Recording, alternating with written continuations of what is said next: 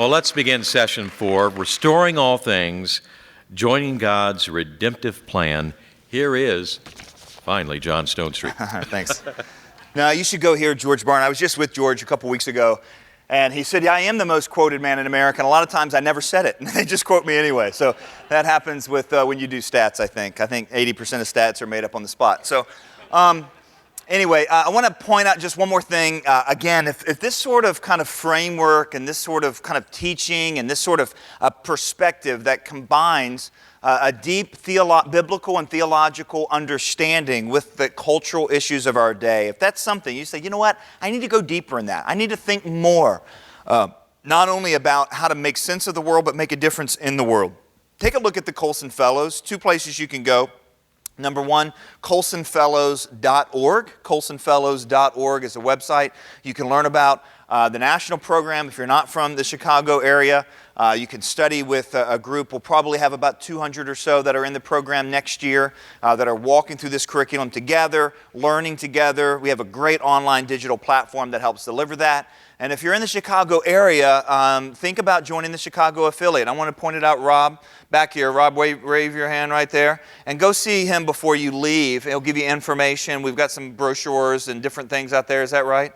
And I want to make sure he's done a great job with his team, Barb and others, hosting and leading and walking with people through a year-long study. It was such a pleasure to be with these guys last night. They all explained, the folks who had just been commissioned had explained what they were doing in their 3-year plans and what they were aiming at, and it's just a way to, plan. And we know, here's the thing, you make a 3-year plan, honestly, plans mean very little, but the act of planning means everything. Right? Just being intentional. And a lot of times, and what I'm going to suggest here is if we're not intentional about how we're going to engage culture, then we won't do it. And we'll be actually more shaped by culture than we are shaping culture. And that's really what I want to talk about. So make sure you go by and see Rob there at the table. And if you want to pick up any of the books, they're out there as well. One of the books out there, I think, is Restoring All Things. And it was written actually by my friend Warren Smith and myself. You might know Warren. He, for years, worked with World Magazine. If you don't get World Magazine, you really should. Warren now works for us at the Colson Center. But before he came to work for us, I had just finished writing that book on same-sex marriage, and that was a tough one. I knew the consequences that it was going to have for the culture. Not only that, but also for my own family. I didn't plan to sit down with my kids and talk about same-sex marriage when they were 6, 8, and 10, but that's what we did. We had a conversation about it and talked about the Supreme Court decision, but it's just everything else that comes along with that. Knowing the religious freedom challenges, getting to know Jack Phillips. Jack's a friend, and getting to know the thing that he has faced. He's one of the nicest guys on the planet. Baronel Stutzman. If there's a nicer person on the planet, I've not met them, right? Because she's just this wonderful lady, and yet she has lost her business because of this. So anyway, I got to the end of that, and I was just like, man, this is really hard. And I believe these things that we just said. Christ is risen. Christ is Lord. Christ has called us here. We stay in the game, right? And what does that look like? And my co-host on Breakpoint is a guy named Eric Metaxas. How many of you guys know Eric Metaxas? Okay. Wow. Okay. So let me just say, I take no responsibility for anything that he says or does. But he's written some really great books. He writes these biographies of people like Bonhoeffer and Wilberforce. And it's in my contract to mention those books every place I go. I'm teasing. Eric and I have a good time together. I love those books. I'm just finishing up Luther right now, his latest one. But one of the things that I was concerned about is it's sometimes easy to read Luther, or especially Bonhoeffer and Wilberforce, and think, man, I'm so glad that God used them, but I'm no Bonhoeffer. I'm no Wilberforce. And it's easy then to, what we call around the Colson Center, to professionalize cultural engagement. Either historically, where we say, hey, those are the pros, man, they did it, and God used them, and we talk about them and go, but that's not me. Or we do it in our culture where we hire people, to go to D.C. and to go to Hollywood and get really mad on our behalf, right? And go on to Fox News and shake their fist and pound the pavement and pound the, we professionalize it as if it's their job. Some people are called to cultural engagement. And so my friend Warren and I were talking in our kitchen and said, we need to tell some other stories. And so in that book, we look at 14 different areas of culture. from dealing with victims of the sexual revolution, all around the abortion issue, creativity and the arts, storytelling, dealing with the homeless, dealing with the addicted. And we tell stories, after kind of giving a worldview framework of each of those 14 areas, we tell stories of Christians all over America and even around the world who are doing amazing things in those cultural areas, and you've never heard their name. And the reason we told about them is that there's no way you can say, well, I'm no Father Vanderwoody, because you don't know who Father Vanderwoody is. I'm going to tell you that later. But you don't know who Father Vanderwoody is, right? And I tell you, you know that story in it's in Kings, where after Elijah goes on Mount Carmel, 2 Kings, he goes on Mount Carmel, and then he has that wonderful victory, and then he comes down, and then Jezebel threatens to kill him, and he panics, and he runs out into the wilderness. And remember what he says? I'm the only one. I'm the only one. And remember what God says to him? Yeah, there are thousands that have, and that's what I felt like after I wrote this book, because I didn't even know half these people. We told 50 or so stories in the book. There's 40 or so we left on the cutting table that we couldn't fit in there. In other words, listen, Christ is risen, Christ is Lord, and Christ has placed people in specific times and in specific places. And the end of the story is secure. And one of the things that keeps Christians silent, the last thing Chuck was talking about when he collapsed, not only was that we don't impose, we propose. The other thing he was talking about is the spiral of silence. And the spiral of silence is this sociological concept of what happened in Nazi Germany. Why were there so many people who thought Hitler was dangerous and crazy who didn't speak up? And the reason is because when one person doesn't speak up and the next person doesn't speak up, and when somebody does put their head up, it gets shot off, then what happens is the spiral of silence continues, and more people get quiet as more and more people get quiet. Guess what breaks the spiral of silence? One person saying something. One person doing something. That's what it takes. Because when you say something, when you do something, it's easier for somebody else to say something and somebody else to do something. So that's really what I want to look at. What can we say? What can we do? What does it look like to be a Christian in this cultural moment where there's so much cultural pressure? Now let me give you kind of an image. I like images. This is part of our book, Practical Guide to Culture. What do we mean when we talk about culture? Well, there's people. And what do people do when they get together? I asked a group of students about this, and they're like, well, apparently they hold hands. Okay, well, no, that's not exactly right. What people do is they do stuff. Sociologists call it externalization. Essentially, they impose themselves on the world around them. They build houses. Not only do they build houses, they build subdivisions. Not only do that, they put clubs in the middle of it with weight rooms and with membership fees, and then they come and get your trash, right? People do things like that. They write books. They set up conferences on Saturdays when it's beautiful outside, right? They make movies, and they develop television stations, and they write laws, and they create whole systems. In other words, people externalize. That's what people do. It's part of the way God made us. Now, some of what we externalized becomes, and here's the word, ready? Objectified. Another word for objectified is normal. I gave you a definition of culture in the last session, that culture is the world that people make of the world. Here's another definition maybe that's helpful. Culture is whatever's normal for a group of people. It's whatever's considered normal for a group of people. Now, because people are constantly externalizing, let me say this. So the power of culture is two things. It actually presents to a group of people in a time and place what's normal. It also rejects what's normal. In other words, let me ask you a couple questions.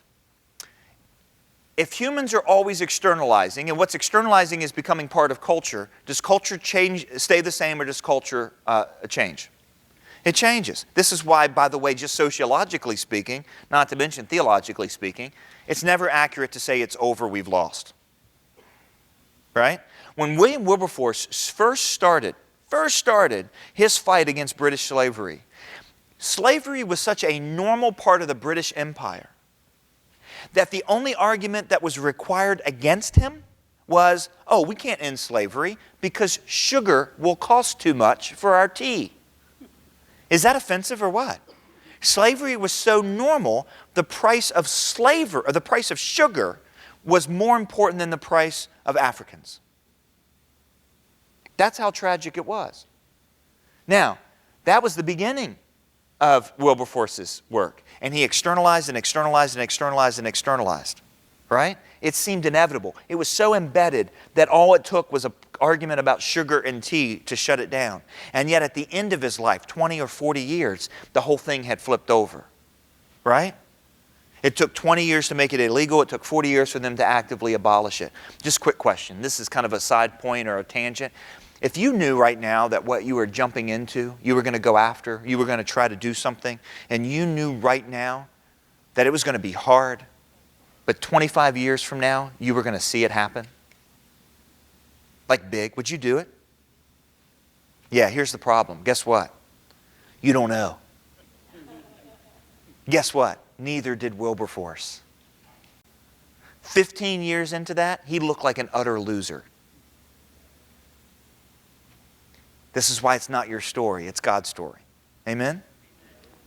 Now, here's the other thing. Is everything that's externalized objectified? In other words, is everything that humans externalize into the world, is everything that we put out there, does it get part of culture? No, right? So anytime Kate Middleton, now Princess Kate, wears a dress, it immediately gets picked up by fashion designers and it gets put into all Targets. Right? A few years ago, Lady Gaga showed up for a music award show with a dress made out of red meat. Culture rejected that one. I don't know if it was production cost or, distribution problems. How do you keep these things fresh? I don't know what the problem was, but it did not make it into culture, right? So that's the power that culture has. And then culture then turns around and we internalize it, right? So here's the crazy thing about culture. Culture is kind of the way we do collective humanity together. We create culture, culture creates us. Now, as Christians, as we're one of these people here, shiny, happy people holding hands, some of you know that song, as we're there, then we've got to think about culture both ways. How is culture shaping us? How are we shaping culture? And that's where I want to go in this talk, right? I want to give you 5 questions to know whether you are being shaped by culture and 4 questions to use to shape culture. Is that fair enough? So 9 questions will be done. Here's the first one. How is culture forming me? Now, I used to be a Baptist, so all of these start with the same letter, okay?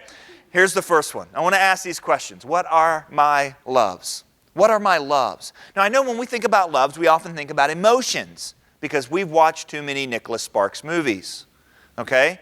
By loves, we don't mean emotions. That's the terrible definition of love. If you're a mom and a dad here, let me just tell you, the most important book you can read with your kids before they leave your home is A Practical Guide to Culture. I'm just kidding. Please do that one. No, it's this one. Ready? It's The 4 Loves by C.S. Lewis. 4 Loves by C.S. Lewis.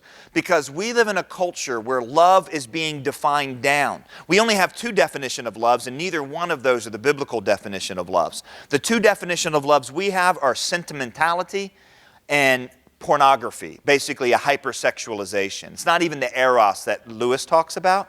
It's porneo. It's a really broken, disordered love.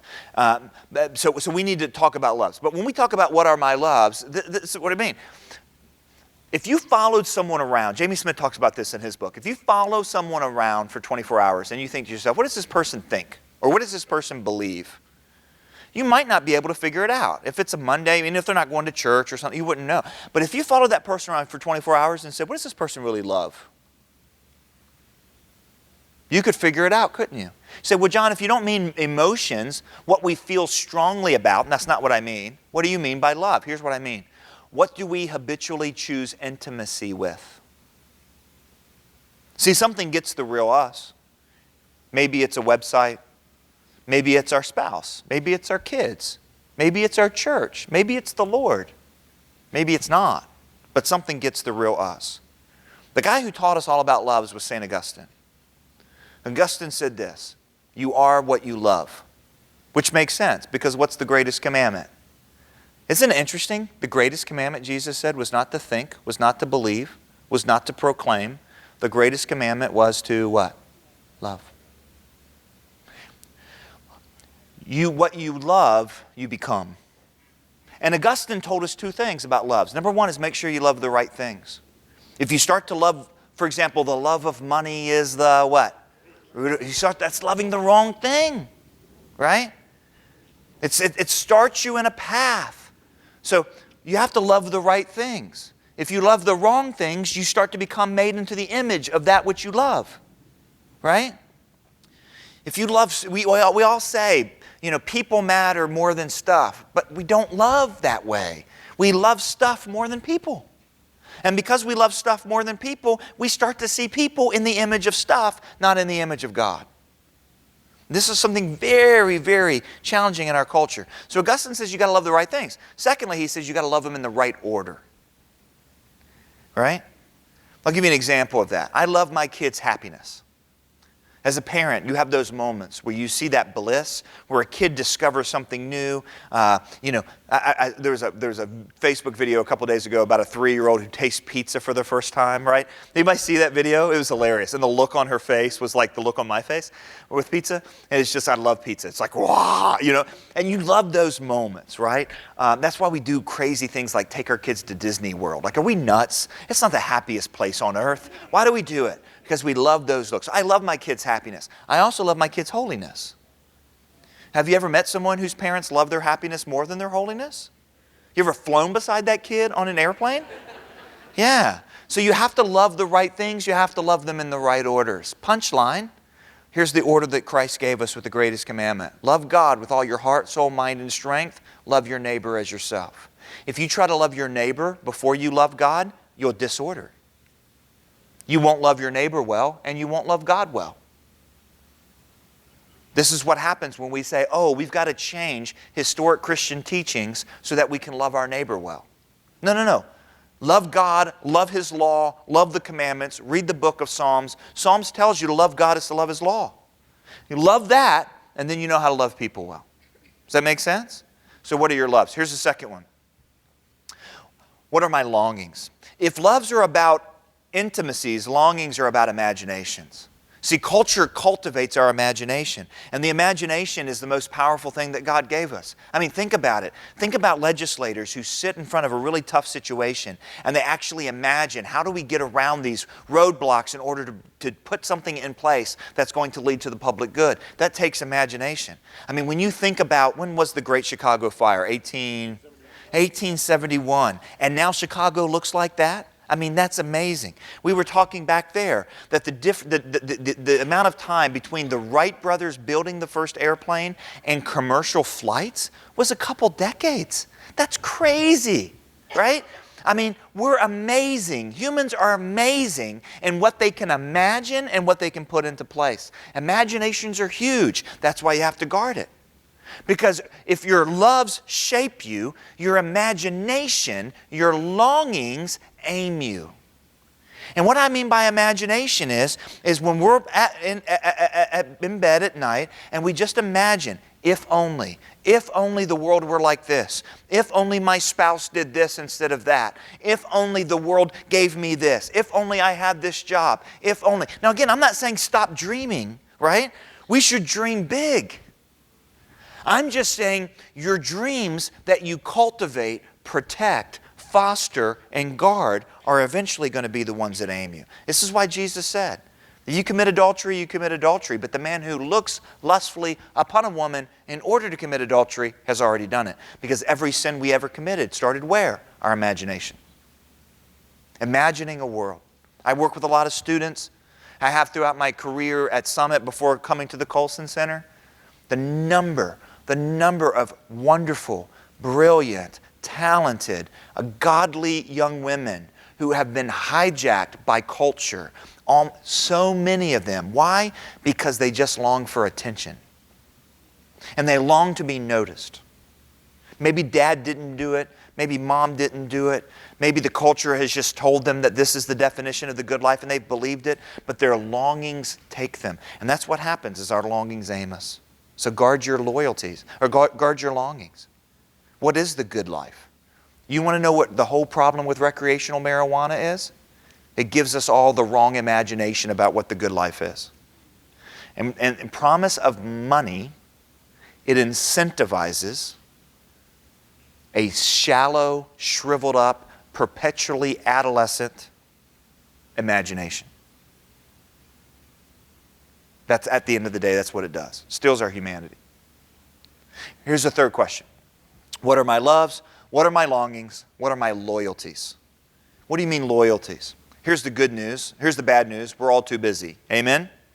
Here's the good news. Whenever someone asks you to move, you always have a built-in excuse. Sorry, I just don't have the time, right? We always have excuse, either time or money, because we have so many things demanding our attention. And that's the question of loyalties. What makes us commit? If loves are about longings, or loves are about, if loves are about intimacies and longings are about imaginations, our loyalties are about these commitments that we make. What makes us sign on the dotted line? What makes us choose to step across? What makes us take the chance? What makes us have the conversation? What makes us spend the time? What makes us spend the money? Now, here's the great irony, and I left my phone over there. In our culture, we have these conversations about loyalties on this grandiose level. I remember growing up in Sunday school, and my Sunday school teacher once did an illustration, and she's like, would you be willing to die for Jesus? You know, we were studying about martyrs, and she had everybody close their eyes, and if you'd be willing to die for Jesus, stand up, you know? And it was like, oh man, I don't know. And then everyone stood up because we realized no one was closing their eyes. And you know, it was this grandiose moment. Now, some of us may find ourselves there. Certainly our brothers and sisters in some of the ancient Christian communities in the world that are threatened with extinctions at the hands of Islamic and Marxist radicals, they face this sort of thing. But our loyalties aren't tested in grandiose ways. In Western culture, our loyalties are tested moment by moment. You could ask me right now, John, who do you love more? Your daughters or your iPhone? And I would tell you, what? I love my daughters more. You could take me out on Lake Chicago or Lake Michigan. Is that Michigan? Lake Michigan over there? Is that right? Okay, sorry. I don't know where that came from. You could take me out on Lake Michigan in a boat, put a gun to my head, and say, you got to throw one of them overboard. One of these things has to go overboard. Either your child or your phone have to be thrown into the water. And what would I throw into the water? Phone, absolutely. It's funny, I used this for a group of students. They were like, wait, can your daughter swim? I was like, what?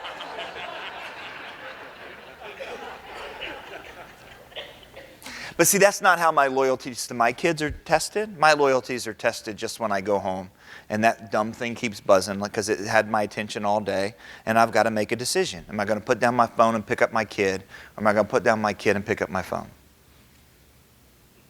Right? That's what I got to decide. I've got to make that decision. And our loyalties are tested that way. Right? Am I going to just waste my time scrolling through social media feeds, or am I going to read something that's going to enrich my thought process in my life? Am I going to speed up a little bit to avoid my neighbor and go quickly into my garage, or am I going to have this conversation? You see what I mean? These are how our loyalties are tested. Fourth question. What are my labors? What are my labors? Labor essentially is God created us to work. It was part of what He gave us. Work is part of the good thing that we do. We lose a lot of young men. We have and I spend a lot of time on this in Practical Guide to Culture, what's called perpetual adolescence, the inability to grow up. And what's interesting is that the amount of work sometimes young men put out in order to avoid work is more than the work would have been in the first place. Vince Lombardi, the great football coach, said that I'm not afraid to lose, I'm afraid to win at something that doesn't matter. And what really gets our work. Andy Stanley actually has a book called Choosing to Cheat. It's a really fascinating book because he says, look, in today's world, you have to cheat something. You'll cheat something because you just can't do it all. So the question is, what do you choose to cheat? Choose to cheat the right thing, which means you're choosing to labor at the right thing. And the labor is such an integral part of our human dignity and the way God created us. It's such a part of what we're for that it's something that we gotta think about. What do we work hard at? And then finally, what are my liturgies? And hopefully this is helpful for families. Liturgies, if you come from a liturgical church like I do, it's just a rhythm, right? It's a cultural, it's a rhythm of worship. And the early church basically believed that we needed a little bit of help remembering to repent and remembering to praise and remembering to read the Scripture. And so they put forth this very structured thing. Now, here's the thing, is there's liturgy in all kinds of churches. When I was growing up, it was a non-liturgical church, but our liturgy was just as I am with an altar call at the end of every service, right? It was the rhythm. Now, when I talk about liturgy, I'm not talking about worship services or churches even though I think there's some helpful things to be thought of about that. What I'm thinking of is our culture demands our liturgies. Liturgies are just rhythms. They're just habits. And if you want to see if the culture is impacting you, a great question is, what habits have you embraced? We're creatures of habit. Habit is a big part of our lives. There's a book a couple years ago called The Power of Habit. Aristotle was so convinced of the power of habit that when Augustine said, you are what you love, Aristotle said, you are what you habitually do. That's what he believed. He's not completely right, but he's partially right. Right? I mean, think about it. I don't have to put a reminder on my phone before I go to bed, brush your teeth. It's my habit, but it's not my youngest daughter's habit, so we have to still remind her. Make sure you do that, right? When I tie my shoe, the rabbit goes around the tree and in the hole every time, right? Man, my middle daughter, for a long time, her rabbit was crazy. Man, that rabbit went everywhere because, when I drive to work in the morning, I don't think about going into Starbucks. It just happens to me. I'm a victim, right? In other words, it's my liturgy. And so that's a question. What is your liturgy, right? Liturgy, everything from like every time the phone buzzes, I have to look at it, even if it's dinner. Liturgy of after dinner, we just sit in front of the glowing rectangle. Liturgy. I mean, our culture has such liturgies, right? The day after, folks, the day after we spend as a nation giving thanks, we trample security guards for flat screen TVs. And none of us think about this. It is our what? Liturgy. So what are your liturgies? What are the rhythms? What are the habits?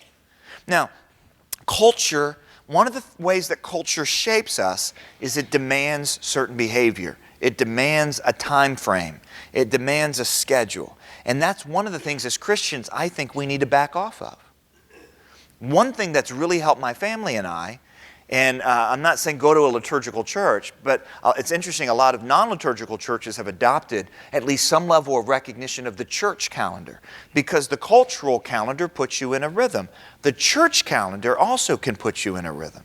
Anybody have this experience where you kind of get excited about Christmas and you have really big plans to make it about Jesus and really it's just shopping season with Jesus maybe on the weekends? Anybody experience this as Christmas, right? Or this, like Easter, you like forget about it until it just happens to you, you know what I mean? And here we're celebrating the resurrection of Jesus and it just kind of comes and goes and it just blurs by. This is a sort of intentionality of checking your rhythms because culture actually does that for you. Does that make sense? You see how this works? Now let me tell you how to use this list before I get to the other one and I got to talk fast, all right? As opposed to how I've been talking so far. Okay. Get 45 minutes alone with this list. Ask the Lord to help you be honest with yourself and wrestle through this. And then go to someone who knows you better than you know yourself.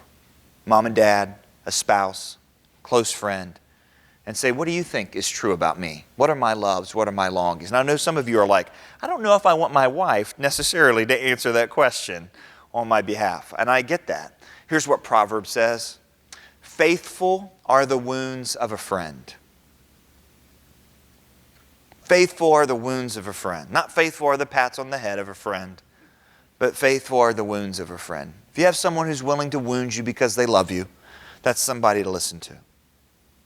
All right? Now, those are the questions about how do we understand if culture is shaping us? How do we actually shape culture? I love what Spurgeon says. The gospel's like a caged lion.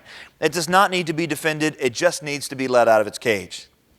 It's one of my favorite lines of Spurgeon. How do we let the gospel out of our cage? This is the framework that we use in Restoring All Things in that book.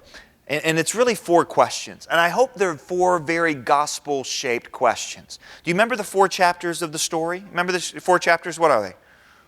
creation, fall, redemption, and restoration. These 4 questions go right there. Now, before I give you the 4 questions, I want to first of all talk to you about the aim. Now, you say, John, what do you mean? At the beginning of this talk, I mentioned the fact that I thought that one of the problems was that we had professionalized cultural engagement. That basically we had christened the experts, right? The Chuck Colsons and the James Dobsons and the Tony Perkins and the other people. You go to D.C. for us, right? And you go engage culture. Maybe we even like Hollywood and we say, you go make movies for us, Kirk Cameron. And we christen them on that. And praise God that God has placed people in those places. Amen? We need people in those places. The problem is that doesn't get you out of your duty. Because culture's not just national, culture's everywhere. And 2 things about that point. Number 1, the most opportunity Christians have right now to engage culture is not national, it's local. It's the most opportunity you have. It really is. You know why? Because it's the emptiest part of culture right now. If you look at some of the most significant developments in recent American history, and people have written about this, from Patrick Deneen to Ross Douthat to Yuval Levin, these guys have written about it, that one of the things that marks what's happened in the last 20, 30 years is that these very important local institutions of culture, the home, the church, voluntary associations. We just saw it this past week, the Boy Scouts. Right? That these things used to be institutions of stability for culture.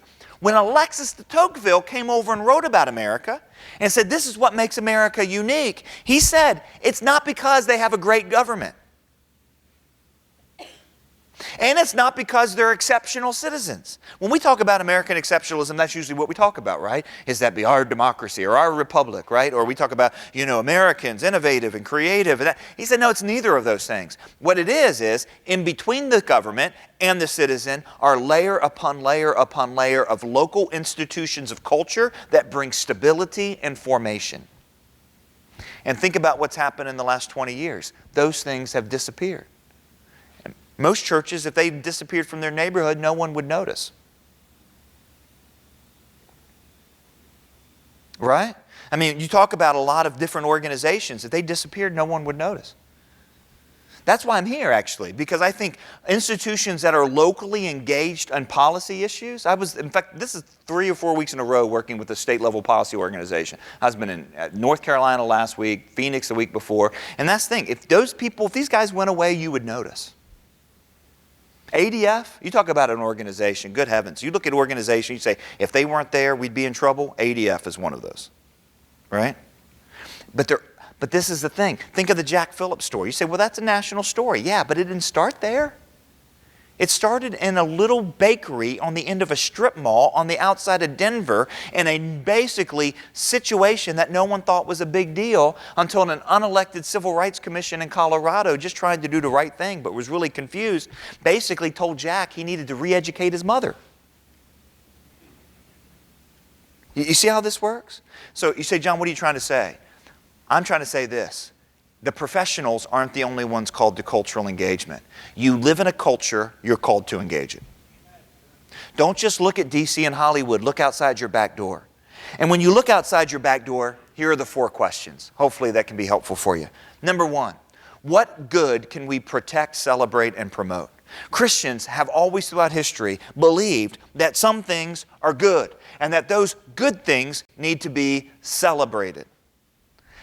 I don't know if church billboards are nearly a thing here in North as it is in the South. Do you guys have church billboards with really goofy things written on them? Is that something here? Sometimes? Well, in the South, like it was an art form, right? I remember driving by one that said Walmart isn't the only savings place, right? Things like that. But I remember sometimes you see heresy on church billboards, and one of them was this. It said, Jesus is the only good thing left in a bad world. It's another one of those things that sounds spiritual, but it's heretical, right? Because you think about it and you're like, well, wait a minute. If Jesus is the only good thing left in a bad world, why would I come to your church? You see the problem? And Christians have always championed the good. I'll give you a story about that. One of the things that Christians have always championed is the good of human life, the dignity of every single person. Now, I know we've heard that Jerry Falwell and Pat Robertson started the pro-life movement in order to get political power with Ronald Reagan, and that's how this whole thing came about. Did you know the earliest non-biblical document we have, which is called the Didache, which is a set of teaching of Christians to how to live in that cultural moment? It's called the Didache. It dates really the end of the 100s into the early, it is as early of a document as we have. Here's what it says in there. Thou shalt not procure abortion. Thou shalt not commit infanticide. When you join the pro-life movement, you're joining the oldest social movement in the history of the church. But here's what's interesting. They not only fought abortion, they fought infanticide because both were legal, both were normal. It was very normal back then for a Roman couple if they had too many children. And by the way, it was almost always if they had too many girls, because you wanted a lot of boys to work, but girls were only good to marry off and get money for back then. And they didn't want to have too many girls, so they would take the girls and they would throw them into the backyard, and it was called exposure. It was basically they just let the animals take care of them or the cold. It was very, very, and in fact, it's amazing. I've seen letters from Roman generals of this time period, and they would write home and from war, and they'd say, well, I'm sure you're close to giving birth. If it's a boy, keep it. If it's a girl, let it go. And then they move on, like they're kind of dealing with household tasks. Like, this is what I want you to do to manage my household. Kill my baby girl. It's unbelievably inhumane. Well, the earliest Christians, even though it was both morally, it was considered both normal and legal in Roman society to kill little girls, the earliest Christians believed that every life was sacred and was made in the image and likeness of God. So guess what they did? They went out and collected them, which is really redemptive, isn't it? You guys ever hear that radio program by Paul Harvey? When he always said, and this is the rest. There's the rest of the story to this one too. Because what happens if you're a Roman society, a Roman town, a Roman community, and for 30 or 40 years, you've kept the boys and killed the girls? What do you have 30 or 40 years later? China. A problem. Yes, it's known as a problem. It's the problem that China has right now. And they're writing on this. It's really stunning. In fact, the cover story of the New York Times last week was Too Many Men. And it was basically around the world there's too many men, which is actually not true. It's not that there's too many men, there's not enough women. It's what The Economist magazine wrote about 5 years ago, which is what they call gendercide around the world. More girls are killed than boys, and they're killed by sex-selective abortions. So the earliest Christians went out and saved these little girls. So here's what happened 30 years later. This is what Rodney Stark, who's a sociologist at the University of Washington, now at Baylor, says. He says that 30, 40 years later, when Roman men grew up, they couldn't find enough wives. Guess who had the women? The church. So in order to find women, they had to go to Christian communities. And he goes, this is what sociologically explains the explosive growth of the church in the 2nd century. You say, John, what are you saying? I'm saying the early church practiced missionary dating. Or if you're homeschooled, missionary courting. Come on, you like that? Thank you for laughing. They're too serious here. Thank you. I think that's funny. Isn't that amazing? That's exactly what happened. Now, here's the cool thing. If you stopped that woman on the street who was running out to grab that little baby who had just been thrown into the backyard and said, do you realize that this action is part of a larger movement by which God will grow His church, literally alter the course of all of human history? She'd have said, I don't know, I'm just trying to protect this girl. You don't know what when you champion good, when you protect good, you don't know where it's going to go.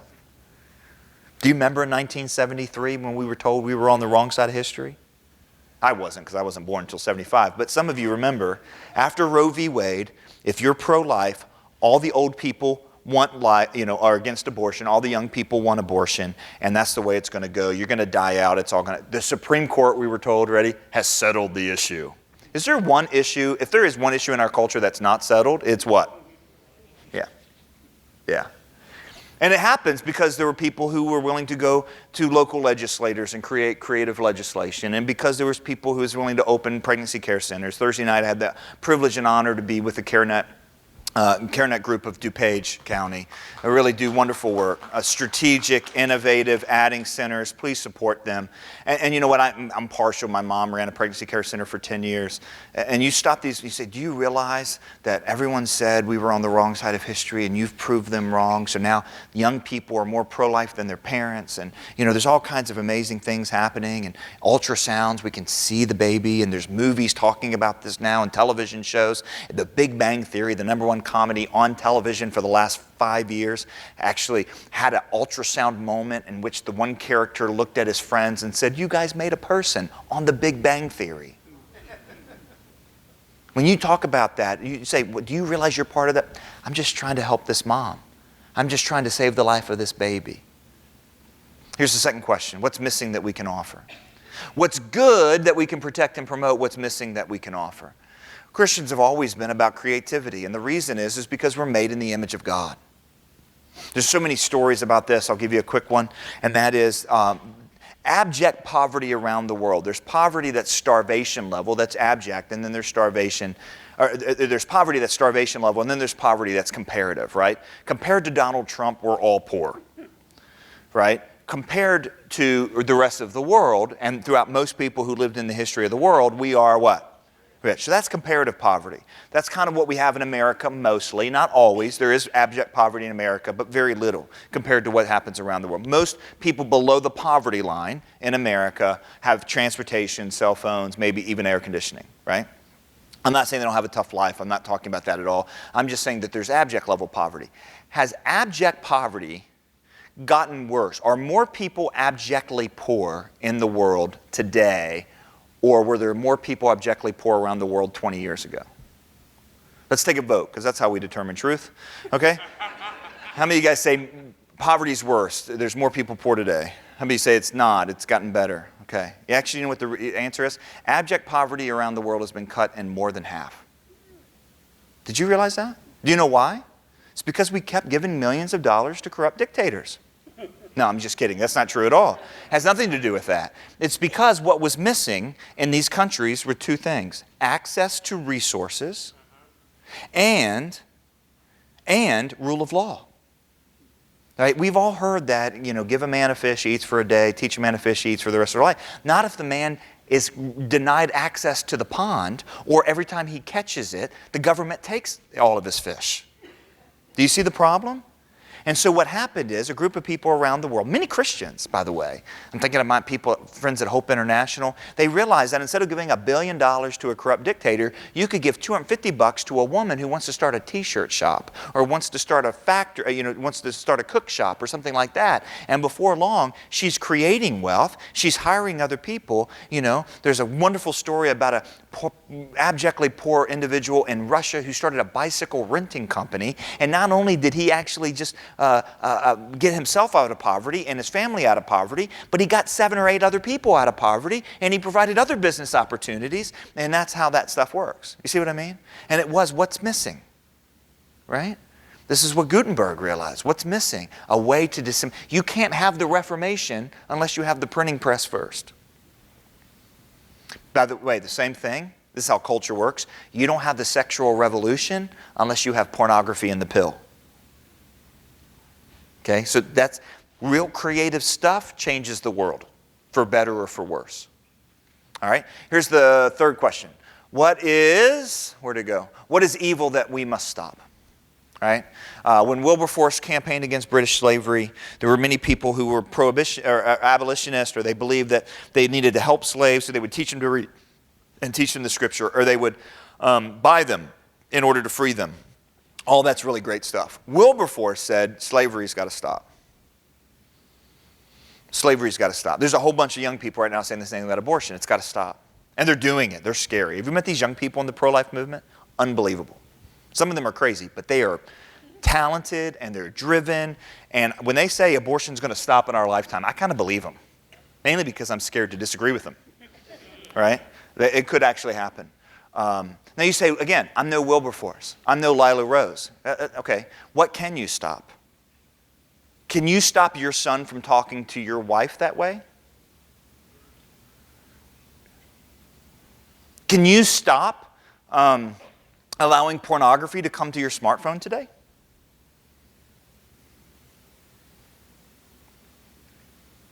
Can you stop allowing glowing rectangles to interrupt the deep relationship building that your kid needs from you?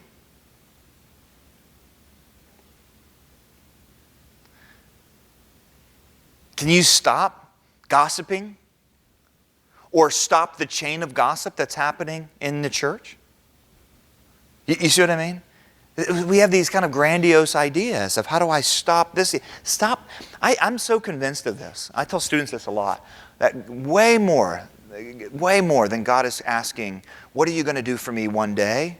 Way more important question is, what are you going to do next? What do you do with the next opportunity?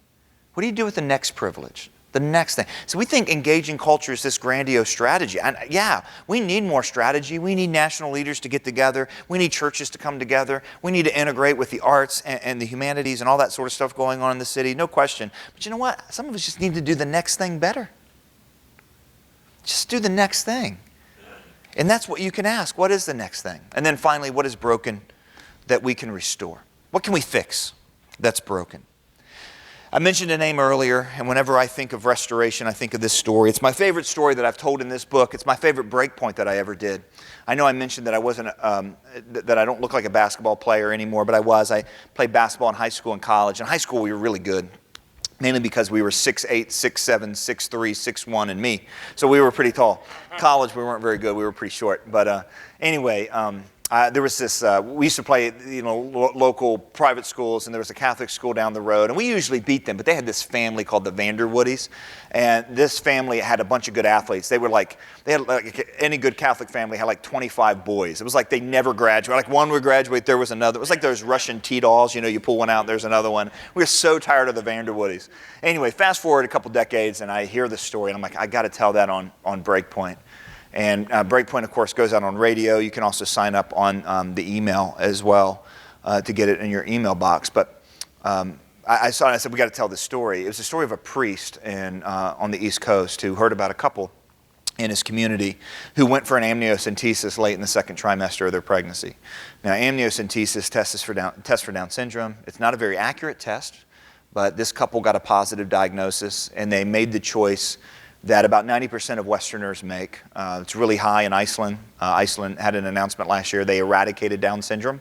As Patricia Heaton said, no, you didn't. You eradicated all the children with Down syndrome. And that's the sort of elective abortion that happens. In America, it's pushing 70% of children diagnosed with Down syndrome with a test that's only 50% accurate, ends up becoming selected for abortion. So this priest heard about it, went after this couple, begged them not to get an abortion. They said, well, we just aren't ready to raise this child. We don't know what to do. So he begged them to consider adoption. And they said yes. But this was Friday. They were near the end of their second trimester. The third trimester abortions were illegal in their state. And so it was scheduled for the next week. So essentially he had the weekend to solve this problem. And he was a priest, so he was walking into weekend services at his church. But he went all out. He went on a social media campaign, begged for an adoptive couple. By the end of the weekend, 800 couples had stepped up to adopt this child, and they saved it. Isn't that a great story? Yeah, and this is another Paul Harvey story. I went to tell that story, and I was digging a little deeper, and I found this article from Focus on the Family and realized, wait a minute, there's a whole other part to this story. A whole other part to this story. See, a couple years before that, this priest's brother, who was in his 20s, was in the backyard of his parents' home, and he still lived at home, mainly because his brother has Down syndrome. 24 years old, standing over the septic tank. He didn't know he was standing over the septic tank, that it had a metal roof, or that it was so old that it had rusted. So as he was standing over the septic tank, it collapsed. And he fell through into sewage over his head, and he began to drown. His dad saw it happen, jumped in, lifted his son out of the sewage over his head, and in doing so, he himself sunk below the sewage and drowned. And he died.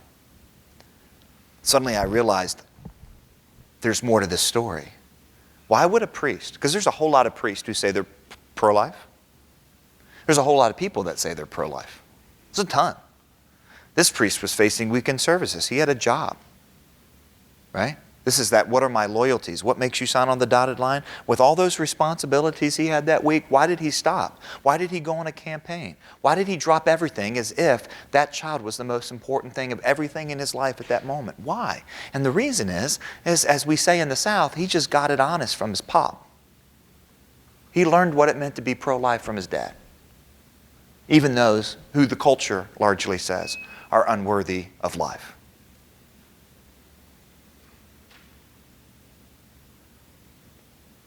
I told that story on Breakpoint, and my high school basketball teammate emailed me, and he goes, "You know who that is, don't you?"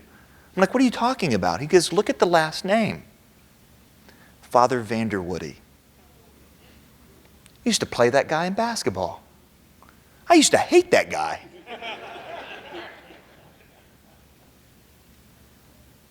Now he's my hero. But that's this story right here. What is broken that we can restore. Because what happens is that spiral of silence keeps us quiet and it keeps us inactive. But one act of restoration leads to another act of restoration. When you step up into the culture, somebody else steps up into the culture. And somebody else steps up into the culture. And you might be in year 19 of a 20-year plan. You don't know what's going to happen. You don't know that Parliament's going to act and everything's going to change in 20 years. You might be in year 1 of a 20-year plan. This is what I love what T.S. Eliot says. For us, there's only the trying. The rest is none of our business. It's not our story. It's God's story. And this is what he tells us, 2 Corinthians chapter 5, that those who are made new in Christ, who have been reconciled to God in Christ, are created new to be reconcilers. So stay in the game. There's a lot of brokenness from the sexual revolution. There's a lot of lack of identity, a lot of chaos, a lot of crazy, a lot of specific crazy in Illinois. But acts of restoration breed acts of restoration, breed acts of restoration. So what can you do? Sit down with your family. Scope out your sphere of influence. Scope out the world, the different worlds you're in. Work, politics, policy, community needs, neighborhood needs, home needs, family needs. What's good? What's missing? What's evil? What's broken? You see what I'm saying? You can actually map out a plan. And then you can jump in.